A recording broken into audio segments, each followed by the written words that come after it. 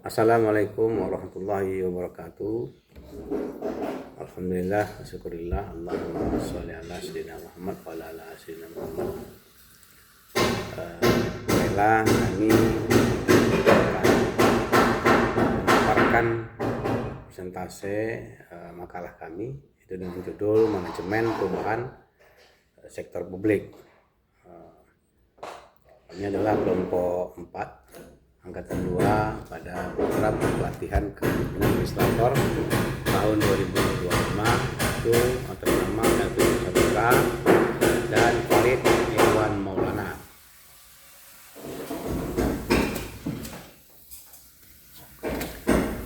Bab 1 pendahuluan ada latar belakang, di mana latar belakang tentang manajemen perubahan sektor publik ini adalah manajemen perubahan sektor publik meliputi tuntutan globalisasi, kebutuhan akan efisiensi dan akuntabilitas, perkembangan teknologi informasi, meningkatnya partisipasi dan harapan masyarakat, serta tantangan era perubahan yang memaksa organisasi publik untuk bertransformasi dari sistem tradisional yang kaku menjadi lebih fleksibel dan responsif terhadap pasar.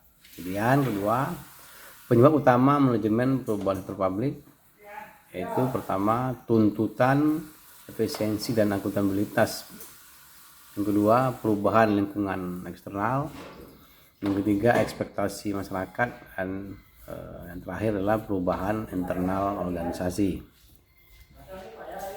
Selanjutnya itu rumusan masalah. Ada beberapa pertanyaan terhadap permasalahan, rumusan masalahnya. Pertama, bagaimana mengelola resistensi terhadap perubahan? Selanjutnya, bagaimana merespon tuntutan efisiensi dan efektivitas yang meningkat? Yang ketiga, bagaimana memastikan kesesuaian perubahan dengan budaya organisasi? Seterusnya, bagaimana mengintegrasikan teknologi informasi untuk meningkatkan pelayanan publik? Kemudian bagaimana merumuskan perubahan yang inovatif? Selanjutnya adalah tujuan masalah. Tujuan manajemen perubahan sektor publik adalah 1. Meningkatkan efektivitas dan efisiensi organisasi publik untuk melayani masyarakat dengan lebih baik.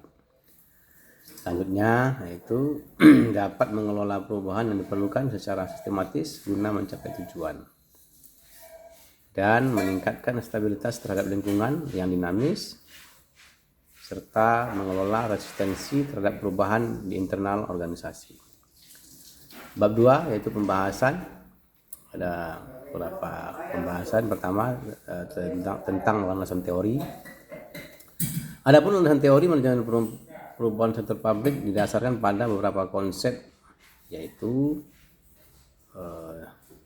New Public Management atau NPM yang menginisiasi reformasi besar-besaran di sektor publik.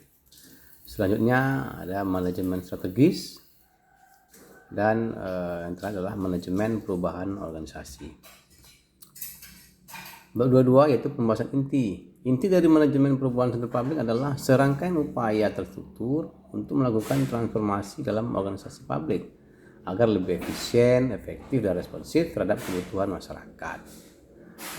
Ada beberapa poin tentang pembahasan inti manajemen perubahan sektor publik ini, yaitu ada pertama tujuan utama. Adapun tujuan utamanya ialah meningkatkan efisiensi dan efektivitas. Kemudian reformasi birokrasi, selanjutnya adalah responsivitas dan inovasi. Selanjutnya ada tahapan manajemen perubahan. Ada beberapa tahapan di bawah ini terhadap manajemen perubahan. Pertama, dilaksanakan diagnosis masalah, lalu memahami akar permasalahan dan kondisi awal organisasi. Seterusnya ada perencanaan perubahan itu sendiri, yaitu menyusun rencana strategis untuk melakukan transformasi. Kemudian mengimplementasikan perubahan tersebut dengan cara melaksanakan rencana perubahan secara terstruktur yang biasa meliputi penerapan teknologi baru. Selanjutnya ya dievaluasi hasil perubahan tersebut, dan yang terakhir adalah menguatkan perubahan tersebut. Selanjutnya, yang ketiga itu karakteristik khas sektor publik, mana akuntabilitas pada masyarakat.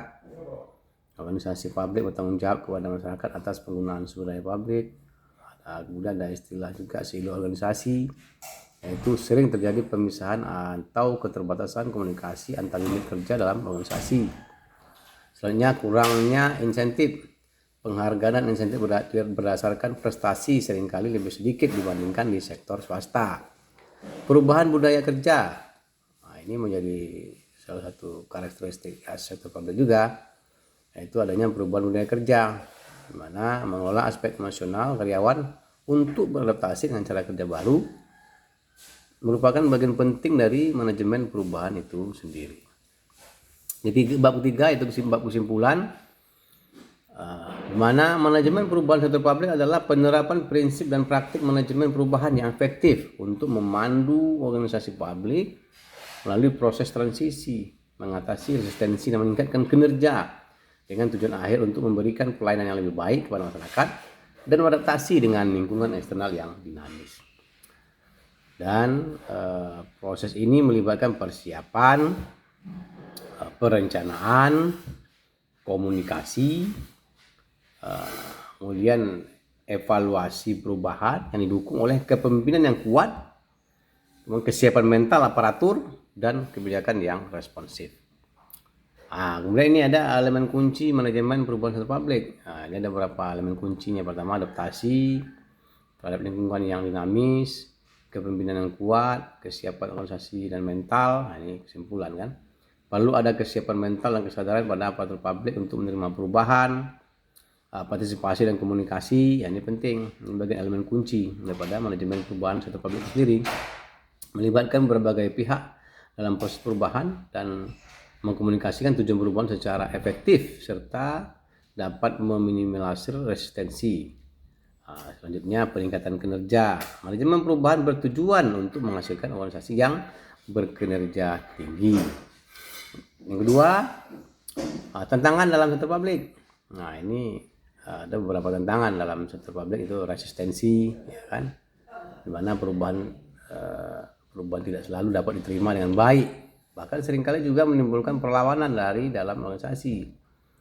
Juga tantangannya adalah struktur organisasi yang cenderung terkotak-kotak dapat menghambat proses perubahan.